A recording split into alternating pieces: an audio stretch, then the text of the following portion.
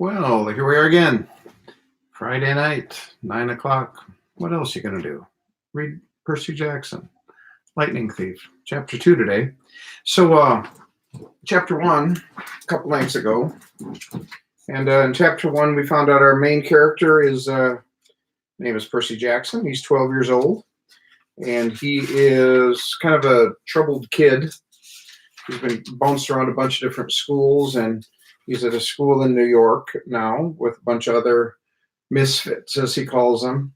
And they are headed on a field trip. They're headed to a field trip to a museum in Manhattan. And so they're off to there. They're riding a bus, and there's this girl, I think her name was Nancy or something like that, Bobo Fit.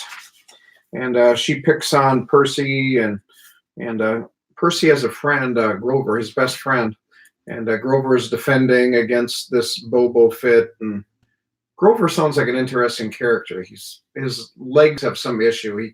He has some note to excuse him from Fayed all the time because he walks funny. So that's kind of interesting. Grover.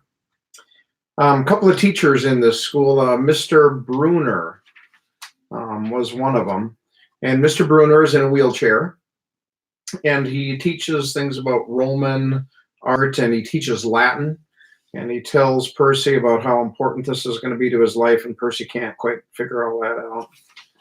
Then there's another lady, a teacher chaperone, Mrs. Dodds, and she's a strange one too. That Nancy Bobo Fit, she made Percy really mad. And Percy had this sound of waves in his head, in his ears.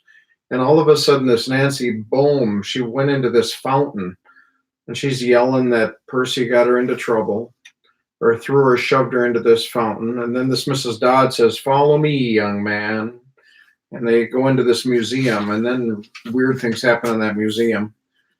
Mrs. Dodds turns into this leather-winged bat and attacks him and tries to kill him. And Mr. Bruner tosses his pen to Percy. Percy grabs the pen, only when Percy grabbed it, it wasn't a pen anymore. Remember what it was? It turned into a sword. And this Mrs. Dodd, who turned into this winged creature that was going to rip him to shreds, he swung at her with the sword, and it sliced right through with a hiss, and she just disappeared, and poof, she was gone. And then the pen's back. No more sword, just a pen.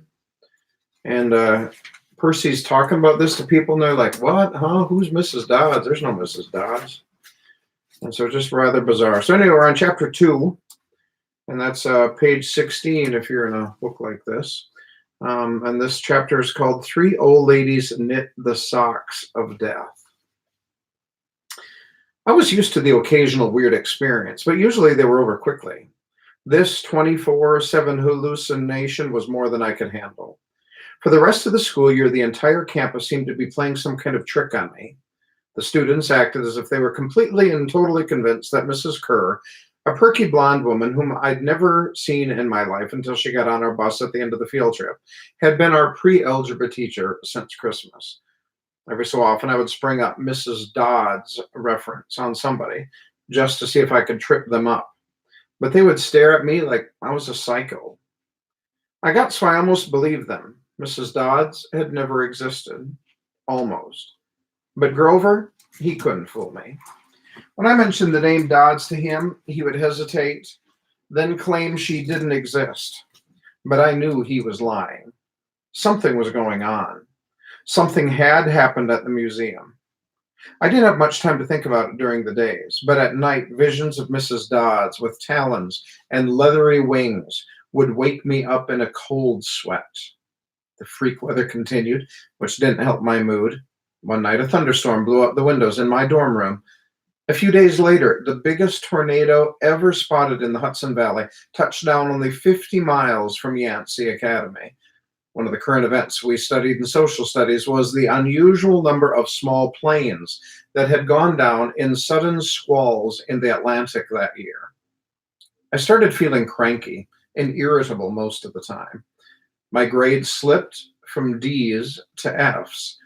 I got into more fights with Nancy Bobofit and her friends. I was sent into the hallway in almost every class. Finally, when our English teacher, Mr. Nicole, asked me for the millionth time why I was too lazy to study for spelling tests, I snapped. I called him an old sot. I wasn't even sure what it meant, but it sounded good. The headmaster sent my mom a letter the following week making it official. I would not be invited back next year to Yancey Academy. Fine, I told myself. Just fine. I was homesick. I wanted to be with my mom in our little apartment on the Upper East Side, even if I had to go to public school and put up with my obnoxious stepfather and his stupid poker parties. And yet, there were things I'd miss at Yancey. The view of the woods out my dorm window, the Hudson River in the distance, the smell of pine trees. I'd miss Grover, who'd been a good friend, even if he was a little strange. I worried how he'd survive next year without me. I'd miss Latin class too, Mr. Bruner's crazy tournament days, and his faith that I could do well. As exam week got closer, Latin was the only test I studied for. I hadn't forgotten what Mr. Bruner told me about this subject being life and death for me. I wasn't sure why, but I started to believe him. The evening before my final, I got so frustrated I threw the Cambridge Guide to Greek Mythology across my dorm room. Words started swimming off the page, circling my head, the letters doing 180s as if they were riding skateboards. There was no way I was going to remember the difference between Chiron and Charon, and polydictes and polydeuces, and conjugating those Latin verbs. Forget it. I paced the room, feeling like ants were crawling around inside my shirt. I remembered Mr. Bruner's serious expression, his 1,000-year-old eyes. I will accept only the best from you, Percy Jackson. I took a deep breath. I picked up the mythology book. I'd never asked a teacher for help before. Maybe if I talked to Mr. Bruner, he could give me some pointers. At least I could apologize for the big fat F I was about to score on his exam. I didn't want to leave Yancey Academy with him thinking I hadn't tried. I walked downstairs to the faculty offices. Most of them were dark and empty, but Mr. Bruner's door was ajar, light from his window stretching across the hallway floor. I was 3 steps from the door handle when I heard voices inside the office. Mr. Bruner asked a question. A voice that was definitely Grover's said, "Worried about Percy, sir." I froze. I'm not usually an eavesdropper, but I dare you to try not listening if you hear your best friend talking about you to an adult. I inched closer. Alone this summer, Grover was saying. I mean, a kindly one in the school. Now that we know for sure, and they know too. Would only make matters worse by rushing him, Mr. Bruner said. We need the boy to mature more. But he may not have time. The summer solstice deadline will have to be resolved without him, Grover. Let him enjoy his ignorance while he still can. Sir, he saw her. His imagination, Mr. Bruner insisted. The mist over the students and staff will be enough to convince him of that. Sir, I can't fail in my duties again. Grover's voice was choked with emotion. You know what that would mean. You haven't failed, Grover, Mr. Bruner said kindly. I should have seen her for what she was. Now let's just worry about keeping Percy alive until next fall. The mythology book dropped out of my hand and hit the floor with a thud. Mr. Bruner went silent. My heart hammering, I picked up the book and backed down the hall. A shadow slid across the lighted glass of Bruner's office door, the shadow of something much taller than my wheelchair-bound teacher, holding something that looked suspiciously like an archer's bow. I opened the nearest door and slipped inside. A few seconds later, I heard a slow clop, clop, clop, like muffled wood blocks. Then a sound like an animal snuffling right outside my door. A large, dark shape paused in front of the glass, then moved on. A bead of sweat trickled down my neck. Somewhere in the hallway, Mr. Bruner spoke. Nothing, he murmured. My nerves haven't been right since the winter solstice. Mine neither, Grover said. But I could have sworn. And go back to the dorm, Mr. Bruner told him. You've got a long day of exams tomorrow. Don't remind me. The lights went out in Mr. Bruner's office. I waited in the dark for what seemed like forever. Finally, I slipped out into the hallway and made my way back up to the dorm. Grover was lying on his bed, studying his Latin exam notes like he'd been there all night. Hey, he said, bleary-eyed, you going to be ready for this test? I didn't answer. You look awful, he frowned. Is everything okay? Just tired. I turned so he couldn't read my expression and started getting ready for bed. I didn't understand what I'd heard downstairs. I wanted to believe I'd imagined the whole thing. But one thing was clear. Grover and Mr. Bruner were talking about me behind my back. They thought I was in some kind of danger. The next afternoon, as I was leaving the 3-hour Latin exam, my eyes swimming with all the Greek and Roman names I'd misspelled, Mr. Bruner called me back inside. For a moment, I was worried he'd found out about my eavesdropping the night before, but that didn't seem to be the problem. Percy, he said, don't be discouraged about leaving Yancey. It's for the best. His tone was kind, but the words still embarrassed me.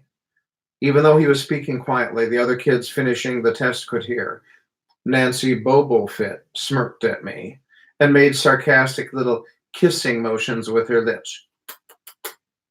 I mumbled, okay, sir. I mean, Mr. Bruner wheeled his chair back and forth like he wasn't sure what to say. This isn't the right place for you. It's only a matter of time. My eyes stung. Here was my favorite teacher in front of the class telling me I couldn't handle it. After saying he believed in me all year, he was telling me I was destined to get kicked out. Right, I said, trembling. No, Mr. Bruner said. Oh, confound it all. What I'm trying to say, you're not normal, Percy. There's nothing to be... Thanks, I blurted. Thanks a lot, sir, for reminding me. Percy, but I was already gone. On the last day of the term, I shoved my clothes into my suitcase. The other guys were joking around, talking about their vacation plans. One of them was going on a hiking trip to Switzerland. Another was cruising the Caribbean for a month. They were juvenile delinquents like me, but they were rich juvenile delinquents. Their daddies were executives or ambassadors or celebrities. I was a nobody from a family of nobodies. They asked me what I'd be doing this summer, and I told them I was going back to the city. What I didn't tell them was that I'd have to get a summer job walking dogs or selling magazine subscriptions and spend my free time worrying about where I'd like to go to school in the fall. Oh, one of the guys said, that's cool. They went back to their conversation as if I'd never existed. The only person I dreaded saying goodbye to was Grover, but as it turned out, I didn't have to. He'd booked a ticket to Manhattan on the same Greyhound bus as I had, so there we were together again, heading into the city. During the whole bus ride, Grover kept glancing nervously down the aisle, watching the other passengers. It occurred to me that he'd always acted nervous and fidgety when we left Yancey, as if he expected something bad to happen. Before, I'd always assumed he was worried about getting teased, but there was nobody to tease him on the Greyhound. Finally, I couldn't stand it anymore. I said, looking for kindly ones? Grover nearly jumped out of his seat. What do you mean? I confessed about eavesdropping on him and Mr. Bruner the night before the exam. Grover's eye twitched. How much did you hear? Well, not much. What's the summer solstice deadline? He winced. Look, Percy, I was just worried for you, see? I mean, hallucinating about demon math teachers. Grover, And I was telling Mr. Bruno that maybe you were overstressed or something, because there was no such person as Mrs. Dodds. And Grover, you're really a bad liar. His ears turned pink. From his shirt pocket, he fished out a grubby business card. Just take this, okay? In case you need me this summer. The card was in fancy script, which was murder on my dyslexic eyes. But I finally made out something like Grover Underwood Keeper, Half Blood Hill, Long Island, New York, 800-009-0009. What's Don't say it out loud, he yelled. That's my summer address. My heart sank. Grover had a summer home. I'd never considered that his family might be as rich as the others at Yancey. Okay, I said glumly. So, like, if I want to come visit your mansion, he nodded. Or if you need me. Why would I need you? It came out harsher than I meant it to. Grover blushed right down to his Adam's apple. Look, Percy, the truth is, I kind of have to protect you. I stared at him. All year long, I'd gotten in fights, keeping bullies away from him. I'd lost sleep worrying that he'd get beaten up without me next year. And here he was acting like he was the one who defended me. Grover, I said, what exactly are you protecting me from? There was a huge grinding noise under our feet. Black smoke poured from the dashboard, and the whole bus filled with a smell like rotten eggs. The driver cursed and limped the Greyhound over to the side of the highway. After a few minutes clanking around in the engine compartment, the driver announced that we'd all have to get off. Grover and I filed outside with everybody else. We were on a stretch of country road, no place you'd notice if you didn't break down there. On our side of the highway was nothing but maple trees and litter from passing cars. On the other side, across 4 lanes of asphalt, shimmering with the afternoon heat, was an old-fashioned fruit stand. The stuff on sale looked really good. Heaping boxes of blood-red cherries and apples, walnuts and apricots, jugs of cider in a clawfoot tub full of ice. There were no customers, just 3 old ladies sitting in rocking chairs in the shade of a maple tree, knitting the biggest pair of socks I'd ever seen. I mean, these socks were the size of sweaters, but they were clearly socks. The lady on the right knitted one of them. The lady on the left knitted another. The lady in the middle held an enormous basket of electric blue yarn. All 3 women looked ancient, with pale faces wrinkled like fruit leather, silver hair tied back in white bandanas, bony arms sticking out of bleached cotton dresses. The weirdest thing was they seemed to be looking right at me. I looked over at Grover to say something about this and saw that blood had drained from his face. His nose was twitching. Grover, I said, hey, man, tell me they're not looking at you. They are, aren't they? Yeah. Weird, huh? You think those socks would fit me? Not funny, Percy. Not funny at all. The old lady in the middle took out a huge pair of scissors, gold and silver, long-bladed like shears. I heard Grover catch his breath. We're getting on the bus, he told me. Come on. What? I said. It's 1,000 degrees in there. Come on. He pried open the door and climbed inside, but I stayed back. Across the road, the old ladies were still watching me. The middle one cut the yarn, and I swear I could hear that snip across 4 lanes of traffic. Her 2 friends balled up the electric blue socks, leaving me wondering who they could possibly be for. Sasquatch? Godzilla? At the rear of the bus, the driver wrenched a big clunk of smoking metal out of the engine compartment. The bus shuddered, and the engine roared back to life. The passengers cheered. Darn right, yelled the driver. He slapped the bus with his hat. Everybody back on board. Once we got going, I started feeling feverish, as if I'd caught the flu. Grover didn't look much better. He was shivering and his teeth were chattering. Grover? Yeah? What are you not telling me? He dabbed his forehead with his shirt sleeve. Percy, what did you see back at the fruit stand? You mean the old ladies? What is it about them, man? They're not like Mrs. Dodds, are they?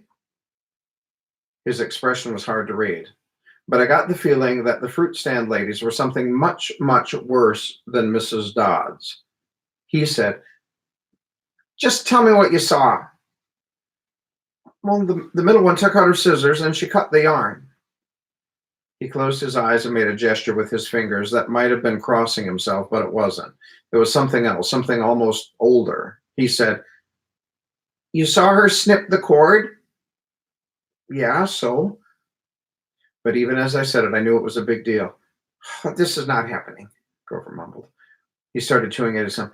I don't want this to be the last time." "What last time?" "Always sixth grade. They never get past sixth grade." "Grover," I said, because he was really starting to scare me. "What are you talking about?" Let me walk you home from the bus station. Promise me." This seemed like a strange request to me, but I promised he could. Is this like a superstition or something?" I asked. No answer. "Grover, that snipping of the yarn, does that mean somebody's going to die?" He looked at me mournfully, like he was already picking the kind of flowers I'd like best on my coffin. So, that was chapter 2 of Lightning Thief. So they're on a bus ride home for summer, and weird things are happening. Hey, so hi, this is Haley. Hi, Haley. Hope you're having a good couple of days of summer. All right, so it'll be a couple of days, but we will be back on to read chapter 3 in a few days. Hope you're having a good summer so far. See ya.